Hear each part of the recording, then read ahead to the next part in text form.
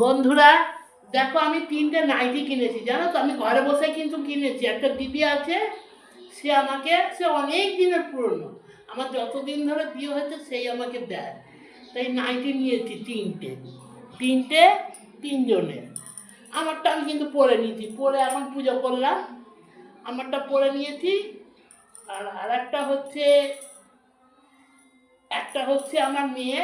এই যে আমি যখনই কিনি ওদের ছাড়া আমি কিনি না।